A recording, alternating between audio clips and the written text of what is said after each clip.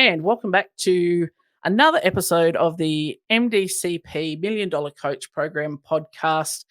Joined today by my regular partners in crime, Ash and Sam, and we've added a pinch hitter to the team, Miss Christina Anderson. How are you guys? Great. Good. So happy. You're all so excited. It's like, good, great, yay. And the peasants rejoice. Christina's here. Yeah. I'm here. Yeah. So we thought, Christina has some good insights. We thought the more knowledge bombs we can drop, the better, and help people move forward. Today's episode could be a little bit spicy, could cause some uncomfortable feelings out there in coach affiliate owner land, but we're gonna navigate it as best we can. So I'm gonna start off with preempting the topic that we're not bashing affiliate owners in any way, shape, or form today. We're actually gonna look at them through a empathetic and understanding lens, because it is what it is. So our topic today, we are talking about, it's a very big or popular strategy in the ecosystem, which Sam was today years old yesterday when he found out that this was an actual thing, where coaches don't get paid, but they trade for their membership. Or even, I wish I had that snippet to insert, but even the coaches who do get paid, sometimes a portion of their coaching hours each week offsets for their membership at said gym. Now, we're not here to judge is that right or wrong, is it ideal or optimal. For some affiliates that may be small or struggling, then that may be all they can afford to do, and it's a great way to get help, so that the affiliate owner is not like having their ass hanging out of their shorts, like just exhausted, burnt out from doing every class. So we will keep that in focus today. So affiliate owners, don't hate on us. We love you guys. Our perspective today comes about, I guess, the coaches who are in that position and who are either bitching and moaning about it and bemoaning it, or coaches that don't know that there are other opportunities for them that lead to a relationship of reciprocity with the affiliate owner. Mm. So it's a big topic. We're going to tread carefully because I don't want to be divisive or offensive. Sometimes it is what it is. And go. Divisive and defensive is what Sam loves to trigger in people, though. What I was just thinking is, like, you don't get to control that. Like, you don't get to control how other people react to it. No, that being said, we can go out of our way to not be deliberately jerks. Yeah. But that's the intention, is that we're not going to come at this from the perspective of hating on affiliate owners and telling them how they should, run their business. That's absolutely that's not our job. And no. Right. FitFilliate Podcast, cheap plug, we'll talk about that sort of stuff, but also from the position of not telling you what to do or what's wrong. It's more about how can we help. Yeah. So our focus here is coaches and helping coaches be better. Yeah. Well, I think that, we can digest the implications for coaches ad nauseum. I think to a certain extent, like this, and I love the fact that you mentioned, like, brand new or very, very small affiliates. Like, for a brand new and very small affiliate, we're like, and to be clear, like, the most expensive thing in any affiliate is payroll. It's coaching. Mm. So that's a huge, like, if you are a small affiliate and you're just getting started and, like, you need that help and you can find someone who's got their level 1 and they're willing to trade a little bit of time for a reduction of their membership costs, like, that's a win. And you do what you do to keep the doors open, because at some point, once you open the doors and there's more than you and your spouse or partner who are showing up, you've taken on responsibility of those people's lives. And that's a huge thing. I don't want to minimize that in any way. And so, like, do what you have to keep the doors open, right? But I also want to acknowledge that it makes it very hard to create an environment, at least initially, where coaches can professionalize themselves. And, like, Like you're trading time for not money at that point. So, and again, not judging, it just kind of is what it is. And so for those of us who are looking to be professional coaches, like I love this thing, I want to make this the thing that I do. For me, the most helpful realization was that no one's going to come save me. And whatever was going to happen, whether I was working at an affiliate, whether I was on my own, whether I was, affiliated with an affiliate or something like that, the sky was the limit on things that I could create value on. But nobody was going to come along and hand me a template and be like, well, if you do this, then this, you'll get to blah, blah, Instagram following and such a recurring revenue. And that can be a really hard thing to accept and digest just to start with. Ash?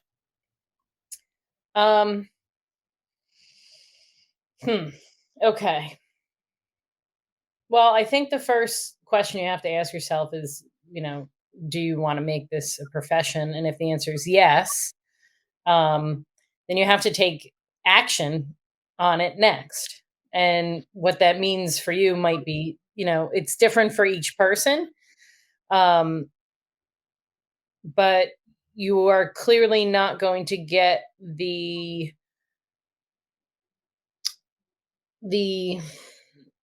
way, you're not going to pursue it by doing classes in the affiliate. However, you could add value to your affiliate by offering other sorts of things for your members that are there, obviously, given that you're working with the owner and they approve of it and so on and so forth. And by building something of that nature, you can actually do not only yourself, but also the affiliate kind of a service as well, by attracting maybe outside people, bringing in more revenue for yourself, potentially more revenue for the affiliate, and then also helping your members and maybe non-members yet acquire new skills or dial in their nutrition or just become accountable to their goals in whatever whatever reason they're there to do CrossFit is. There are so many different ways you can approach it, but you have to make the decision to want to do it and then start taking action on and trying to build some things to establish yourself in that role and give you kind of the not accountability, what's the word I'm looking for? Gives you that actionability? No. Oh, I can't think of it. Not validation. It puts you in that role where people then trust you and they know that that is what you're there to do. Yeah. Sorry. Words are escaping me today. That word. That one. Yeah. Yeah. Christina, anything to jump in on that as a start kickoff point? Well, I just think that,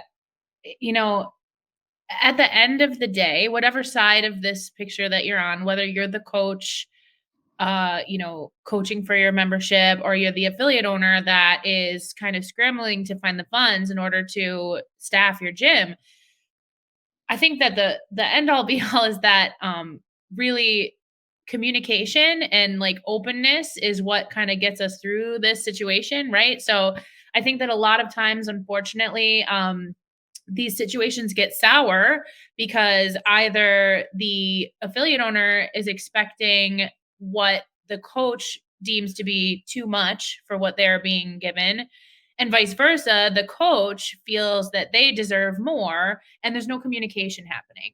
And I think like some of the best advice that I've been given is to always assume positive intent, right? So like the affiliate owner is not trying to screw over the coach by not paying them. They legitimately can't. And the coach is not trying to not do a good job. They just feel that they're not getting their value, right? So like, how do we meet in the middle and communicate, to make sure that, hey, maybe this is the starting point and it's a sit down conversation of like, listen, this is where I'm at. This is what I can offer you. I think you'd be a great coach. What's the plan from here? And now if you're a coach and, as Sam and Ashley were saying, if you're a coach and you want to take it next level and this isn't just like a side gig for you, well, then it's on you to figure out how, yes, you're going to generate revenue, or you're going to level up, or you're going to create and pave a path for yourself where you don't remain stuck as the coach who gets paid in exchange for membership. Yeah. And I think, something that we say around here a lot at FitFilliate is people who pay attention. And also, if you if someone is earning a revenue for a task that they're doing, at the start, like, I mean, that's how I started coaching, is like, well, you're going to do 2 hours a week and that's going to cover your membership. And I was like, sweet, I don't have to pay for membership anymore. Get to coach. This is awesome. And then you start doing coach things and like, well, that's a lot more than this. And then it can build that resentment. And, when I opened my affiliate, the first thing I was going to do is that coaches just get a membership, regardless if they coach once every 3 months. If they're a coach, this is what they're getting. And that was me, rightly or wrongly.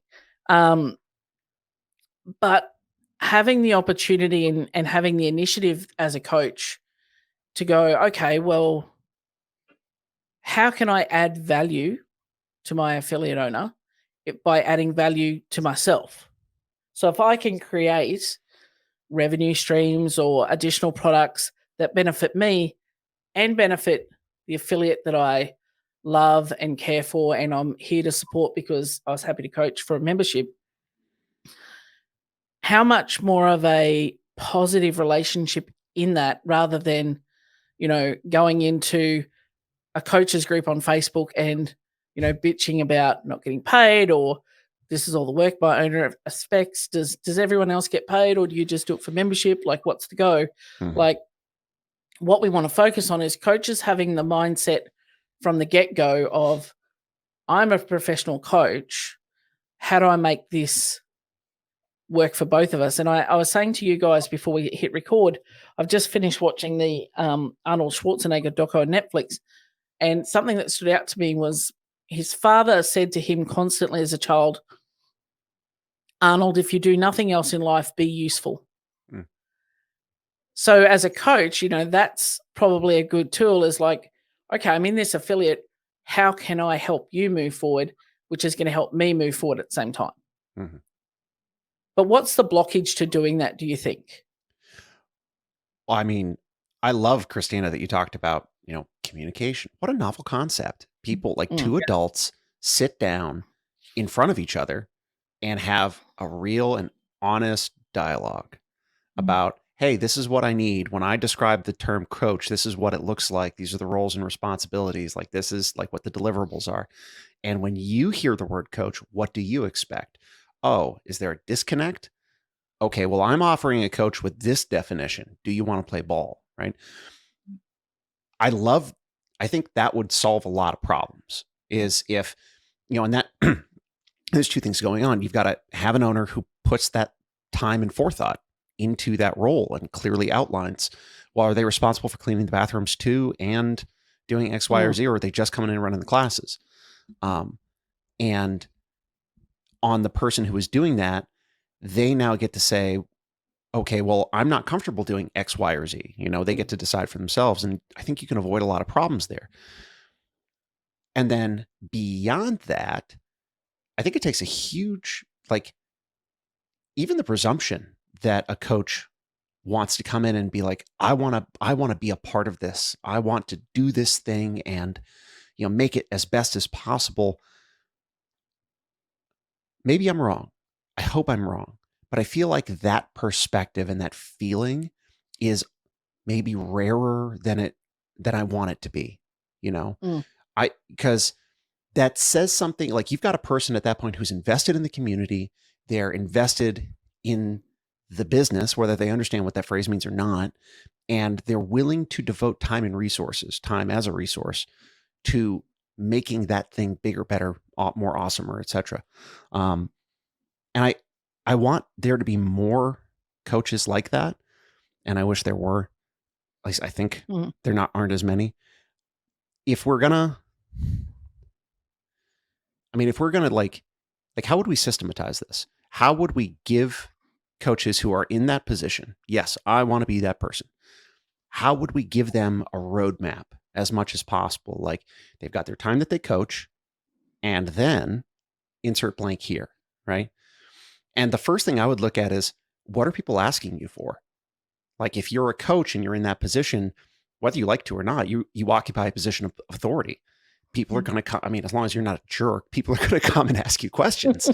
And maybe even if you are a jerk, hopefully not, if they're going to come and ask you questions. And if you're getting the same question over and over and over again, there's an opportunity there to provide value to the community. And that might be the first place I would start. Christina, Ash, you both look like you've got something you just want to leap in with. I'm just thinking, it's funny because I was that coach. So this is this is hitting home for me, where, at the first affiliate, that I was really a big part of the community as a coach. I remember receiving the advice, be the hardest worker in the room and don't expect anyone to notice or care. Now, I think that there's definitely some, grain of truth to that can really propel you forward, because, you can't expect anything in return. This job, you're doing it to serve other people and, whatever your why may be. But I think that I took it a little bit too literally. So in my last position, I, just always did all the things, but I didn't tell anyone that I did all the things. And I was sitting there waiting for somebody to notice me. Why doesn't anybody notice that I'm the only one filling up the toilet paper, and that I'm staying late to make sure all of the rings are the same height, and that the excess ring strap is folded away, and, every little tiny little detail that I would do, I would sit there and I would wonder, when are they going to see me? When are they going to value me? When are they going to notice me? And, I think that it's, it goes back to that communication piece that we were talking about, what exactly are the expectations here? But I think, to your question of how do we find the roadmap? I mean, call it a shameless plug, but it wasn't until I found FitFilliate that I knew what the hell I didn't know. I didn't know what to do. All I knew was I'm going to level up. I'm going to keep taking courses. I'm going to become a better coach. I'm going to make everyone love me. I'm going to become a pillar at this affiliate. Yeah. And I did all those things, but none of those things gave my affiliate the ability to pay me. So what, what I mean? Who was at fault there? I mean, it wasn't my affiliate, so it was it's just, that roadmap. How do we get people to find that roadmap of, where and I think go? Some of it is coaches feeling empowered enough to put something forward. So I know that I put a couple of coaches through our Power and Numbers program, the PIN program, which Ash is, awesome facilitator of. Next cycle will kick off soon. We'll let you know when. But those coaches felt like they had permission then to go, because part of the PIN was create an offer and take it to your owner. And because, I am a FitFilliate client, it was well, whatever they bring to you, you're just going to have to say yes to. You can't say no. That's defeating the purpose. So they knew that they could come to me with almost impunity and go, hey, here's an offer that I want to put forward, and here's something I want to run with. And my answer was, yes, go for it. And they felt like that they had that permission to bring that forward. And I know that there's a lot of coaches wow, I've got a really good idea on this, but I don't know how to bring it to Christina. She'll probably just think it's dumb and shut me down, or, or that's not my place. Yeah. When, I know that even in FitFilliate, I've had ideas and things. And I remember I've said to Tony numerous times, I said, well, it's not my thing. FitFilliate's not mine to make these decisions. And he's like, well, we all own it if we want it to move forward. You're like, oh, okay. So then, you can bring things to the table. But I think there's a lot of coaches who don't And whether it's a communication thing, like we've been talking about, they don't have that relationship with their owner, or it's a lack of confidence in self to be able to go, yeah, this is a good idea, like this, and then also how to frame it for the owner, as in what's in it for them. Hey, I want to run this thing. Here's the benefit to you, not just the benefit to me, because Right. that's never going to go well. Yeah. Yeah. I mean, I see both sides of this, and Christina, I lived that exact same experience for many years as a coach at my first affiliate, and I'm going to try as hard as it is to leave aside the responsibilities of the affiliate owner. And I think about these things now because I also own a small business, and part of my responsibility as a small business owner is anyone who comes in and works for me, they are under my protection as well, in the same way that any of my clients are. Like, I have a responsibility to those employees. I'm going to try to leave that aside as much as possible. I think, and this we've talked about this, before on MDCP, is, Lisa, what you said, understanding how to frame an idea, how to package it, and to position it relative to what you're already doing or what your affiliate is already doing. That's a skill. And unless you came from a background that included marketing and sales, you probably don't have that tool in your toolbox. No one else. You can't go to Bergner and be like, cool, when's the marketing part? Is that after or before the snatch? That doesn't happen. So that's a really hard thing to ask coaches to do. And especially where I look at some the age demographics for some of the people who are coaches, so often we get younger people in who are coaches. They've just got their level 1. They're excited. They're bright-eyed, bushy-tailed, and everything is fucking rainbows. And they can, they've got this incredible fire inside of them. And then on top of having maybe not that, that natural kind of, or feeling that freedom to go to the affiliate owner and to put something forward, they might also be wrestling with some of the normal uncomfortableness that people in their early 20s wrestle with, where you're still trying to figure out who the hell you are and, trying to get your confidence up. And especially if you're coming out of college and now you're going into the working world, and all of the traditional advice is head down, do what you're told. Don't get chopped off the top, that kind of thing, where you don't get to do that and then also bring an idea, like a new idea, to your business owner. So they're fundamentally opposed, And I guess if we talk about that, those, the positioning and the packaging, but also then that partnering aspect is partner with your affiliate owner, as in this benefits both of us.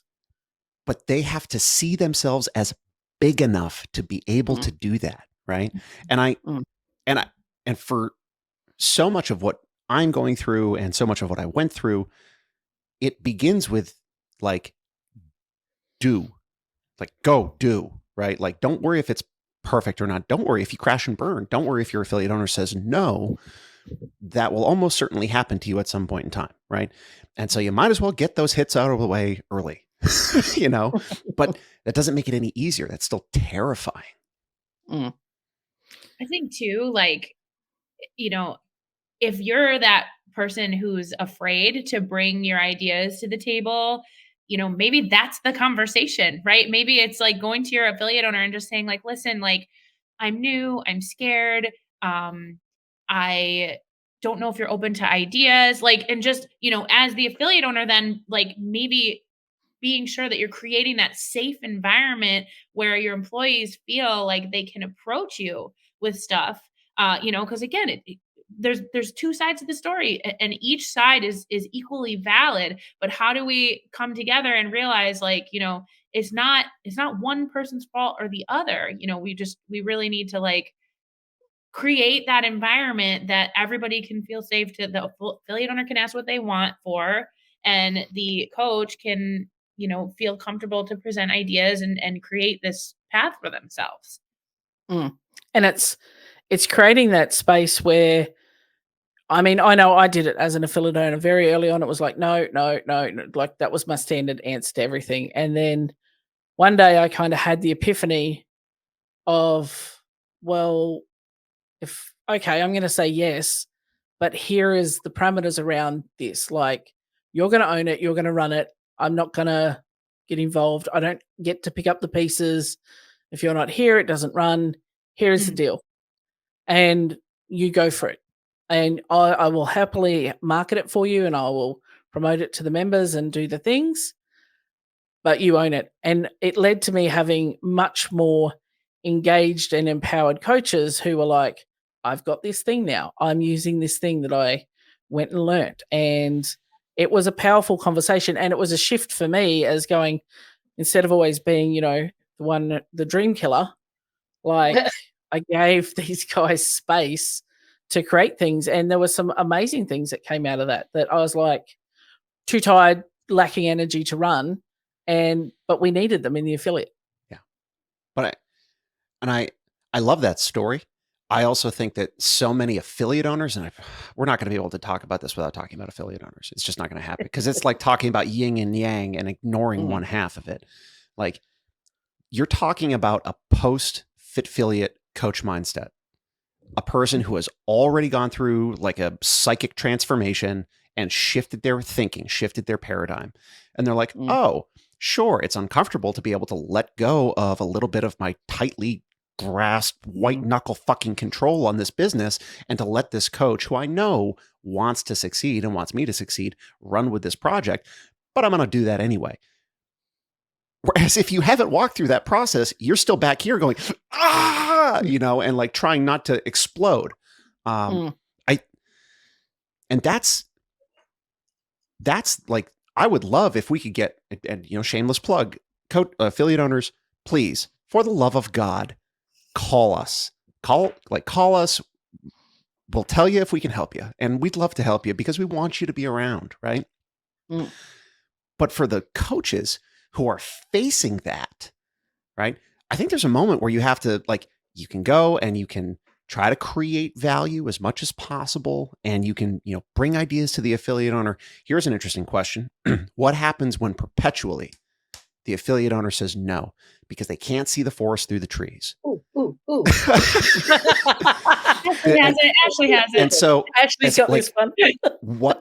If we're trying to provide opportunities for the professional coach, at some point we have to talk about ignoring the affiliate owner because they're not going to play ball. Wait, I got Ash, do you have something to say?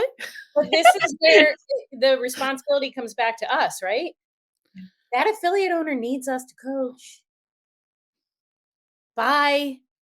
Right? Then maybe they might not say yes. They'll go, okay. You can try this if blah, blah, blah, blah. But like, it's going to force that discomfort among both parties to have to grow and evolve to the next level. And then if you say, okay, bye, I'm going to go to the affiliate down the street, and they don't care, then go to the affiliate down the street. There's 1 million affiliates. Yeah.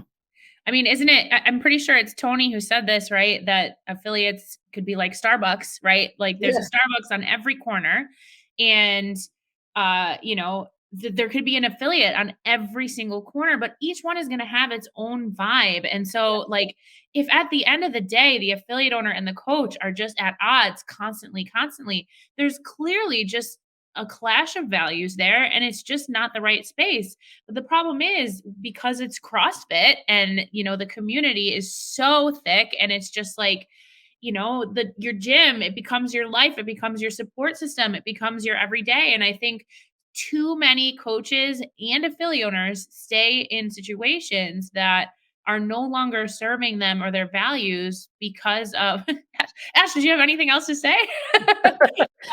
Because of, what's comfortable, I guess, because of what's your everyday. And so, it's really scary to take that branch out, but I can speak for myself. And I know Ashley will say the same thing. It's like, I didn't start growing as a coach until I started taking those leaps and leaving affiliates and starting new things. So, I mean, one of the things so going back to clash of values, there's really, especially like going to be a clash of values if one of you has values and one of you doesn't. Like, and that's another thing, like as an affiliate owner or even as a coach, either party, right? if you have not sat down and outlined what is important to you, like these are this is the line in the sand I will not cross, right? And like not professionally, I mean like personally for yourself to stay right with your soul, right? Because anytime you start crossing lines, my best advice that I ever received was you get heartsick when you know you cross a line. And whether or not you've outlined it, whether or not you've taken the time to understand what it is and to outline it, when you do it because you get heartsick, right? If you take the time to outline it, at least now you've got it down somewhere on paper. Well, if you've outlined for yourself, these are the things I will do and will not do, and you're doing business with another party who has not taken the time to do that, and then you find yourself at odds, I can speak from experience, and I'd love to hear challenge on this if someone else experienced something different, but at some point, you're not going to be able to move forward with a relationship like that. And you will have to do the scary, uncomfortable thing that is pulling yourself out of that role in that community. And I also can speak firsthand to leaving, 300 member gym and going someplace else. And, my role in those people's lives has changed. I'm not there all the time. I'm not even in the state anymore. But I could not have done anything I've done in the last 3 years without stepping away from that place. It had to happen, as uncomfortable and scary as it was. And I think we've all made those leaps of, where I'm at now doesn't serve me. But once you develop that awareness of, what your, the thing at the recent affiliate gathering in Europe was about what's your North Star, find your North Star. And Nicole Carroll's iconic, as every speech she makes is iconic. What's your North Star? When you find what your North Star is and you know your why, you may have heard us mention that a couple of times on this podcast. It's usually Ash who brings up the why, but what's your why and what are your values? It's very easy to then find somewhere that aligns with your values and allows you to live that why, rather than beating your head up against a brick wall. Now, we're not advocating that you just pack your bags and say to your affiliate owner, screw you guys, I'm going home. Yeah. It's, for those who are too young and don't get it, South Park. But anyway, turned out that you need to be old to get that, but or older. We want you to start having the conversations. It's only by having the conversations that you'll really see honestly where things are at, and being vulnerable and transparent, going, hey, I want to be good at this thing, but I also want to help you. Yeah. How can we do this together? Yeah. And as an affiliate owner, that's one of the most powerful conversations that someone can have with you, because no one is having those with you necessarily as affiliate owner, because they might be scared. It might be, well, it's your business, you do what you want. But having someone come to you and say, okay, I'm in, I want to help. How do we make this work for both of us? And then you'll very quickly, you may do that and go, this is a complete mismatch. Cool. Yeah. It's better for you if I'm not here, and it's better for me. So let's do that. But let's not set fire to the bridges and then blow them up on our way out the door. Like, let's have some grace and some presence about us, the way that we do that. But, you're right. Sometimes you need to do what's best, and it works out being best for both parties, because there's no growing while there's headbutting. Sorry. Go ahead. No, go ahead. I was going to go completely off topic and you're on topic. Go ahead. So I think Christina actually summed this in what this could be this entire podcast up is, I think communication is the number one vital sign of this entire discussion. And, as you guys have been talking, I've kind of re-racked my brain. I have watched multiple coaches go to head coaches, go to part owners, and then leave in a ball of fire because basically of what could have been avoided, but the communication was lost. Mm-hmm. And they got bitter and resentful. And, I recently worked with somebody who had to speak to their owners, and she was very nervous, and didn't want to do it because it was going to be an uncomfortable conversation. But like the bottom line is, if you are going to have this conversation with your affiliate owner, and it's the longer you put it off, it's like if you've ever gone skydiving, cliff jumping, anything like that, the longer you wait, the scarier it becomes, the more unlikely you are to do it. So the sooner you can do it, the better. I wish I had taken this advice for myself about some other things, but that's neither here nor there. But that's part one. And then part two is, guess what? If you want to be a coach and make that profession, then make that your profession. Hard conversations are going to be a dime a dozen, and you got to get used to them. You got to be able to do them. So like, you've got to be able to initiate them. You have to be able to maintain them and navigate them well. And it's not going to be easy, but it is a skill that like you got to practice in order to be able to do it. Yeah, it turns out as a coach, you interact with people and personalities, and so having a certain amount of EQ is pretty important. Yeah. Well, so I want to create an opportunity, because we could all, considering our common history, we could all sit here and talk about the many ways it could go wrong, right? I would love, though, if we could say like, okay, best case scenario, you are a coach, you go to your affiliate owner. Your affiliate owner's on board. They're a Lisa. Hopefully they've got a FitFilliate in their back pocket who's like patting the affiliate owner on the back and be like, shh, it's going to be okay. It's going to be okay. Right. And so they're a Lisa. They say, yes, run with it. You know, I'm happy to promote it. Now what? Like those coaches who have that opportunity, now what? Now they have to reach out to us. Shameless plug right there. Okay. Yes. But also. But that's where then the action comes in. Like, what is your idea? Do it. You know, as Lisa has been trying to get me to do for forever.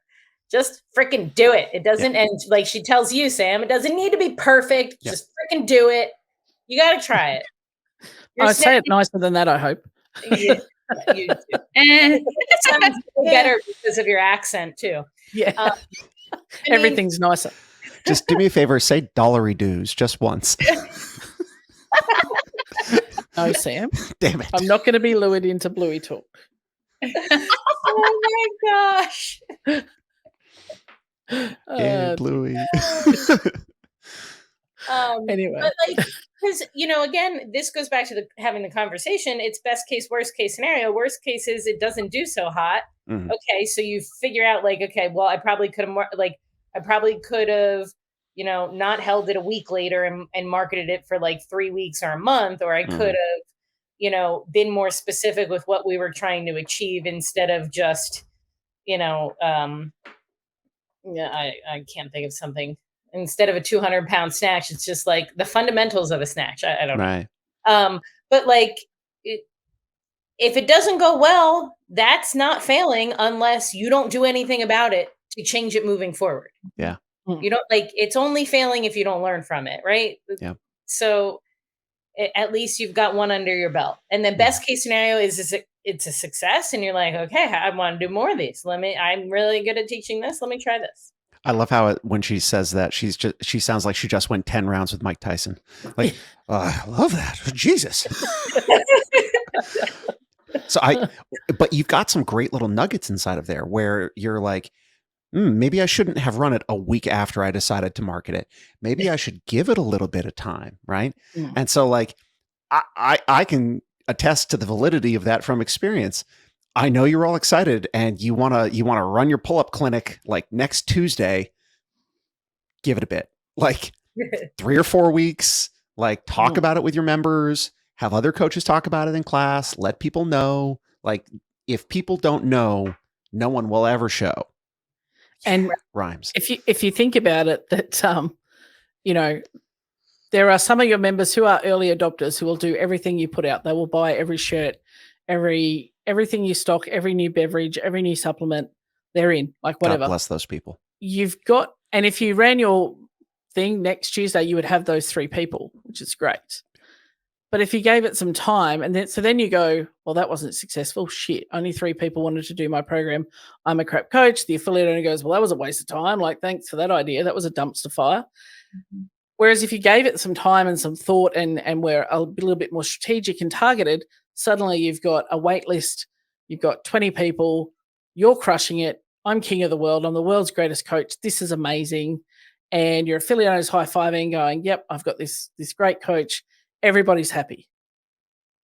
You've just got to give, it's almost, and this is going to be very cliched, but as we say, the answers to life is found in the cliches. It's,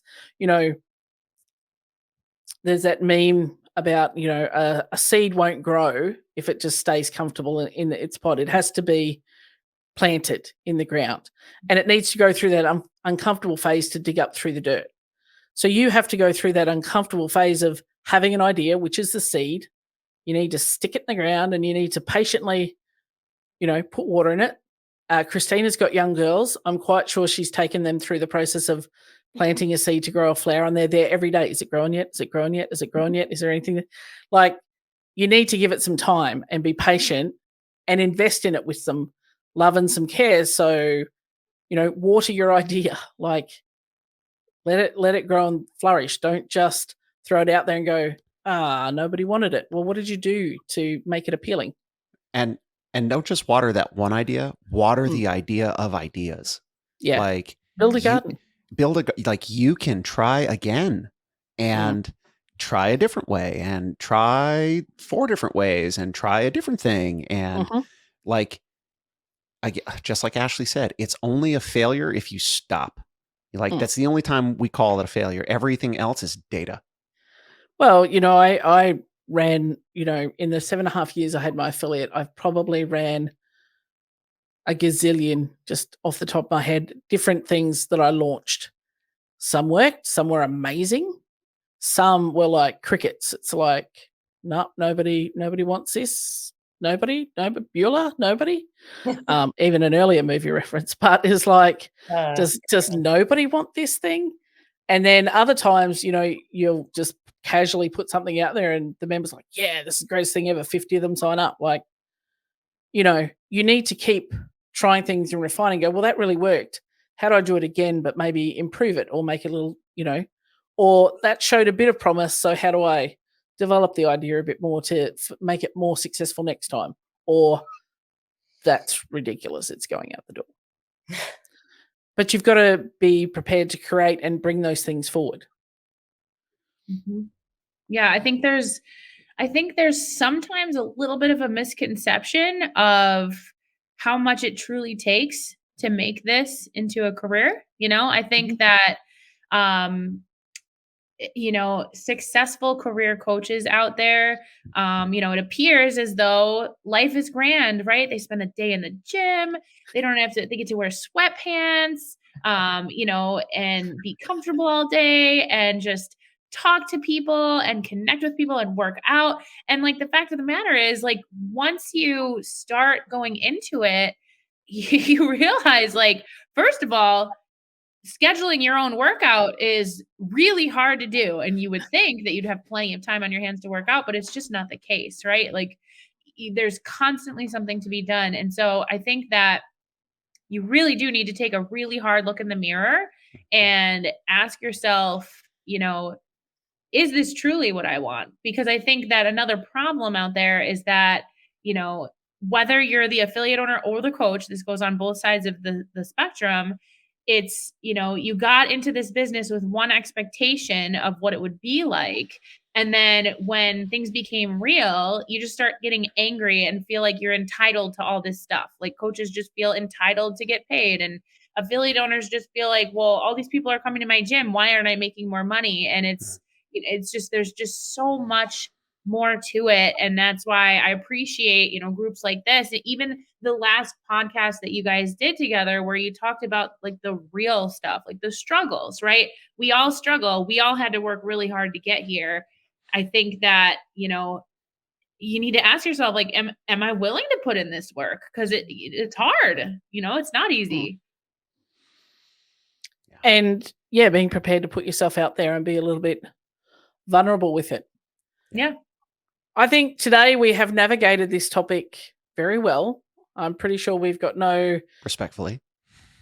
pitches and pitchforks and torches coming down the road at us. Pitches and torch forks. Yeah, that'll be one. They have got to go a little bit further to get to me, so I'm safe. It's all good. But I think we're. But you're trapped on an island. Yeah, actually, that's true. Burn the boats.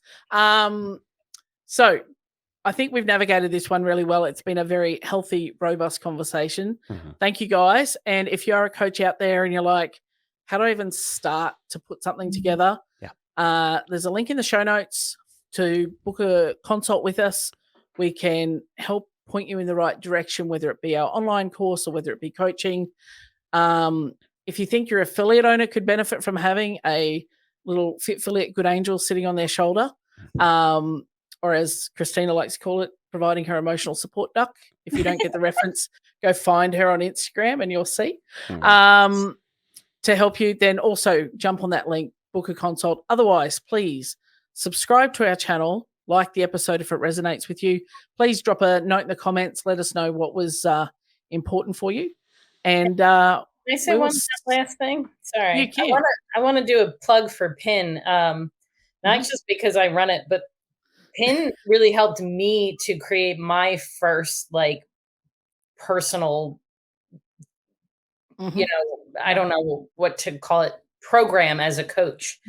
And yes, I run that program now, but before that, when I went through it, it was just mind blowing. So I highly suggest you listen for when we do the next one of that, because it's powerful. And if you are an affiliate owner, it is a great way to have your team on the same side as you, to weaponize your team so you can all move forward faster together, which is the goal. Yes. All right, guys, great chat as always, and I'll see you on the next one. Bye.